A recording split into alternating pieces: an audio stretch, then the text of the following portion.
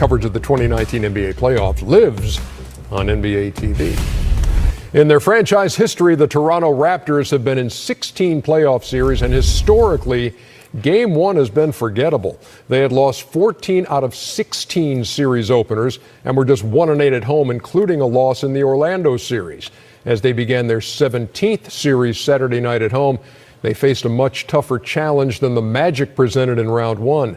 The Sixers came calling, but Phillies had issues of their own playing in Toronto, where they had dropped 13 in a row. Let's go to Scotiabank Arena in Toronto to watch Joel Embiid and Kawhi Leonard. Those were the old Raptors. These are the new improved Raptors. But those new Raptors lost to Orlando in Game 1. Yeah, then they beat them 4 straight. I know, I'm just talking about Game 1, pal. They would have got swept.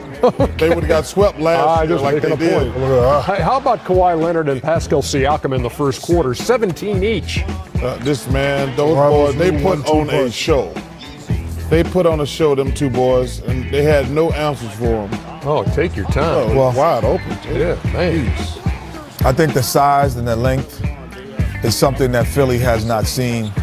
There's Ben Simmons on a consistent basis in the NBA. There aren't many teams that have that. They have. They had a bad first half. He lit it up in the third quarter. Not good. Or they have this. Spin cycle. Jeez. Come on, man. Stop treating people like that. 55-46 the count there, and then watch Leonard here. This has got to be a charge or something. Bully ball right there. I was worried about the little fella. 61-52 at the half. You were worried about the Raptors? Yeah, because Drake is kind of like your guarantee. Redick had 15 in the third quarter. Yeah, after scoreless in the first half. Nice 40-piece on him. Good block. Give me that. Let's go. Look up. This dunk is just, it looks regular until now. Heading near rim. 13-0 run for the Raps. Danny Green's seen a few postseason games, hasn't he? He would have fouled if he was still in the Spurs. Exactly right. Shaq, excellent point. Kawhi Leonard. Super 3. Would he have fouled if he was still with the Spurs? Yeah. Oh, yeah, all day. This is just like, I own you guys. When you have that type of confidence against a team, man, it's the greatest feeling in the world. You just like, ain't nothing they can do. All night long, and gets the roll there. And Kawhi Leonard, career playoff high of 45, which matches his overall career high, regular season and postseason, as they win at 108-95. Siakam goes for 29 and 7. 12 for 15. Yeah. Jeez. And Kawhi 16 for 23. He had 22 30-point games in the regular season. He's got 3 in the postseason so far. All those starters for Philadelphia scored in double figures, but all the Philly starters were outscored by Siakam and Kawhi Leonard, 74-71. Here's Nick Nurse. I just like the force he's playing with at both ends, but especially when he's getting the ball. He's pushing it up the floor. He's punching gaps with force. He's determined to get to spaces. I don't know. I guess I shouldn't be surprised, but that was pretty cool to watch tonight. He had a spectacular night, and he hit some spectacular shots. He's a superstar. I mean, he's as good as there is in the NBA at generating his own shot and making tough shots. Sometimes you just have to tip your hat to him. My focus is every game trying to win the ball game, and that's why we're playing this game. We're not playing so I could score 50 or get 40 points. We're all on this team and trying to say Raptors win at the end of the day. The 2 best players showed up. I didn't tonight. I got to do a better job, but I have a lot of respect for those guys, and they showed up. We came out and needed to do better in the first game at Brooklyn. But in general, I wish you didn't need something like this to jump into a series. But we're not going home. We're not going away. We will dig in and come back better. So again, the 1-2 punch, and just reinforcing the point that I made as we went to that sound, 74-71. 38. Yeah, isn't that amazing? Boy. Yeah, Look at this. They made the Sixers starters 28 for 68 and 28 for 38. That's crazy. Leonard and Siakam. They'd have to miss the next 30 shots to be even in field goals. That's crazy. The thing I've been saying about Joel Embiid last couple of shows, came into this game 99 points in 97 minutes. But now that stat's off the board, having more points than minutes played. But there is one player in the playoffs who can still make that claim. More points than minutes played so far. Dame Lillard? No. It's got to Kevin Durant? No. He's close. Durant's close. No. Isaiah Hartenstein of the Rockets. 4 points in four points in 2 minutes. I hate you, Ernie. I'm just telling you. That's what I knew. I know, but I was just when I was going to say that today, I said I got to make sure he's the only guy. No, he's not the only guy. Isaiah Hartenstein, 4 points in 2 minutes. See, that's just. I'm sorry, America. Come on. You can do that right now. That's one of those old-style Nito stats of the night. No, all you had to do was say Isaiah Hartenstein to Chuck and be like, who he played for. Because he would not have known he was with Got the a better chance of knowing Dr. Frankenstein. Hartenstein, not come on, man. Frankenstein. Why are you getting on that guy, man? I'm not getting on that guy. He walked I don't even know who that is. Oh, man, I know. For the Rockets, man. 108-95. Show us a picture, y'all. Clearly not. Raptors Memorize take bench game one. players, Ernie.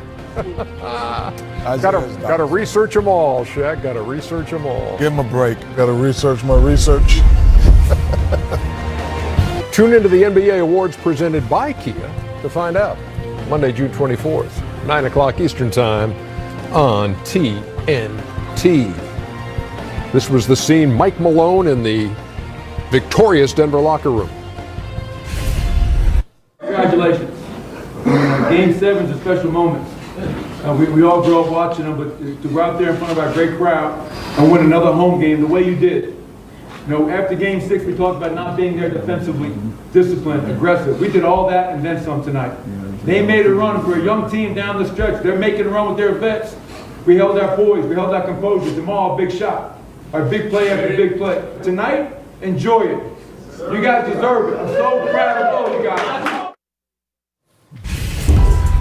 Denver opens up at home against Portland in the 2-3 matchup, and Denver took 3 out of 4 in the regular season. The game they lost, Jokic didn't play. He averaged about 26, 10, and 8, which is just like your garden variety line for Jokic these days. Lillard held to 21, but of course you've seen what he's been in the postseason so far.